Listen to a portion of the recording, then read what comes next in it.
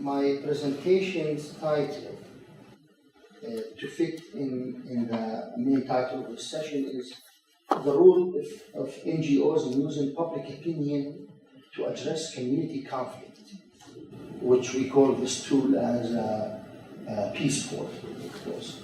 I'm working in a public opinion research center in Kuwait, and also doing consultation and have a research in philanthropy and in nonprofit work. So this is a good mix between what I'm doing and what I will be talking about. I hope so. Just to give a quick definition of what I will be talking about.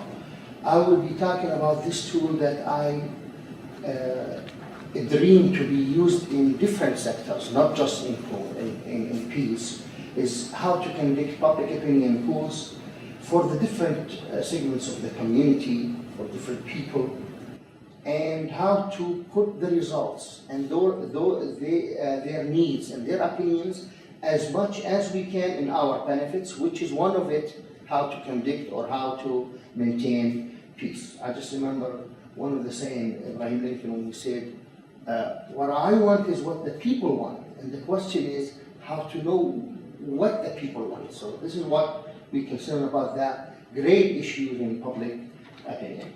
The main items of my presentation is I will just give a quick why I think nonprofit is a good to work on these tools, why nonprofit. Then I will talk about goals of peace pools, the tool that I'm asking to be used.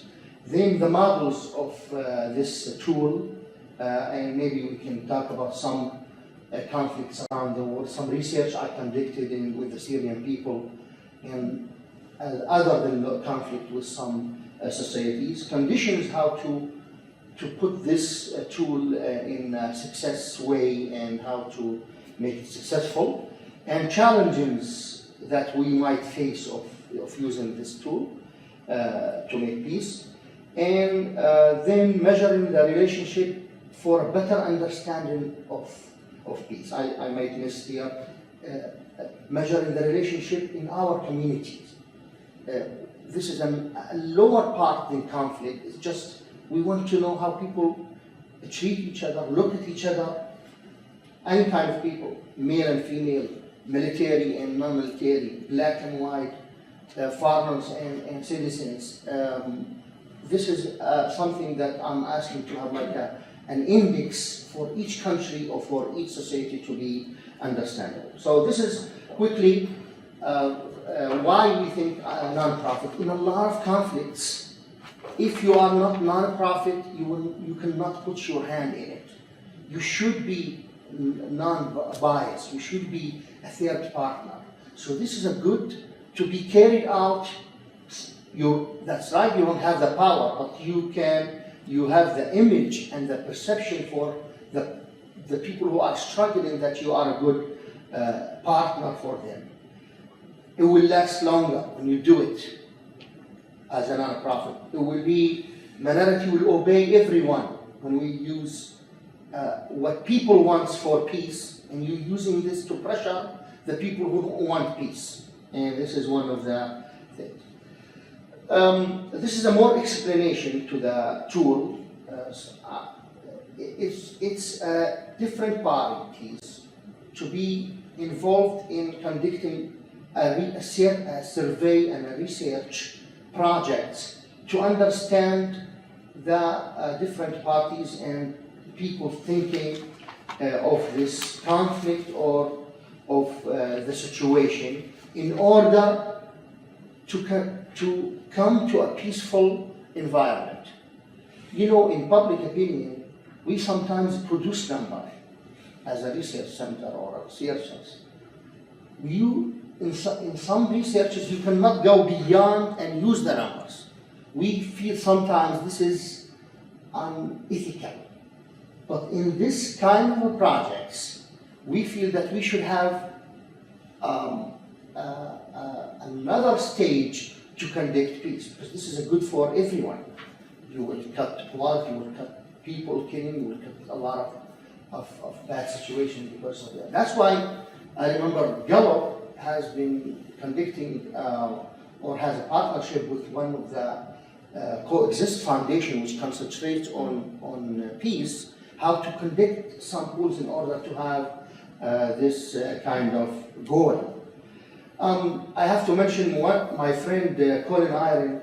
He's the dreamer of making a peace pool survey in different conflicts. I have joined him in different sessions and different training in Turkey for the Syrian people especially, and for others. And his website is full of examples of maybe half of what I'm talking about is from my experience with Colin Iron. He is one of our scientific community. This is his examples how he used peace polls from the 80s until now. He failed a lot because he don't have that power, but he succeeded some. So this makes it, you know, in future studies, we learn about probabilities. When something, even if you don't have that much chance to make it a peace, but if it's done, it will have a lot of good impact. So you will take the risk and do it because it's worth it. So that's what I feel the deep or the when some people say, you're kidding, what? You want people to make a survey and say what's different people are thinking about this conflict. And this conflict, there are a lot of armed people, there are international players. They're all working, they are playing in Syria, for example. How do you want this to be used? We say, all right, I know it's maybe 90% it will be failed, but the 10% will make a good impact. Or at least we can put just steps in order to have this kind of peace. Those are the goals. I can go through them, but it's easy just to skim them quickly. When we use this tool, we will understand the concepts, we will understand different opinions of the conflicts and different perspectives of the future, of the past, of what are the benefits of peace, what people are agreeing and disagreeing. You know, sometimes I feel in some conflicts, there are about minorities who have the high voice, the loud voice, that they start the wisdom voices, the good voices in order to have and to have speeches. In different conflicts, I saw that. Though and sometimes people would like them to have this high voice, but in themselves they don't agree. They don't want to be in that role. So this is something. When we do this peaceful, we will know the exact percentage of how people will think or what people will know. Because we sometimes get shy to say that I want peace and I want to lose some of my rights. So when I conduct this secretly, this confidential surveys, I know where we are standing in these conflicts.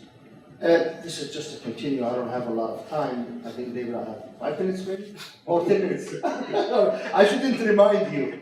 All right. 3 minutes. Okay. This is quickly, what are the conditions? There are conditions. Some of those conditions, they are different from any survey projects that we do. For example, we will not allow some of the client to interfere in our survey questions. We will ask him, what do you want to know, but we will not let him interfere. In peace process, he should have everyone got involved and understand, because they will make it a peace and they will understand that you did it very good. Those are quick conditions. It's easy to take a look and understand how to select the people, how to select the time, when what to take in your mind, how to be transparency in your result and in your methodology, more than the other surveys. This is the challenges also. Some people will not convince of what we're talking about. Some resistance from international actors to any form of the groups, different people thinking, whatever you can say. These are the stages, quick stage. They are just like any research center survey, research project or survey project, but some of them are different, like you should publish the result. Because this is like a commitment. We need to know what's the people. And when we work in survey, sometimes if the client paid the money, they don't publish it without my permission. But we say, in our ethics, we say, okay, we will not publish half and half. So it's just for those are examples of how the results come from England. I have a lot of examples from different people. We just finished a research in Syria. This is between like Protestant and Catholic. We're hoping to do it between Shia and Sunni, do it with different people in the different regions in the world. This is, for example, for I think Arab and Israeli, and different places we can say. The last thing, or the last, which is lower than conflict, and it can be used in any society like the United States or Kuwait or Jordan, whatever, is to try to have this kind of index, what I call it, and hope that I can conduct it. I wrote some proposals from some countries, like in Saudi Arabia last time. They're concerned about some those prejudice or between different people in the country. So we gotta know to understand how people are relationship, poor and rich, oldest and younger. The one who is well educated, non-educated, men and women, fans of sports and team and others, members of the same family, members of the same tribe in some cases, who talk different languages. So this is important. If we can have it like a scale, that would be a good project, we would say. This is another place, relations, to know how we treat each other in our work, in the public, in residence, and in different situations. So this is a tool that can be conducted by nonprofit to have a piece in different society. I hope to be used more and more, and hope that I just give a brief understanding of this tool. Thank you very much. Again, if you want to pose a question to one or more of the speakers, please do so. You have 15 minutes. Patricia, thank you so much for the talk. As you were speaking about Chile and Brazil, I started thinking about Hungary, naturally. Just as we speak, the Central European University, whose president or chancellor, Michael Ignatieff, who was formerly of the liberal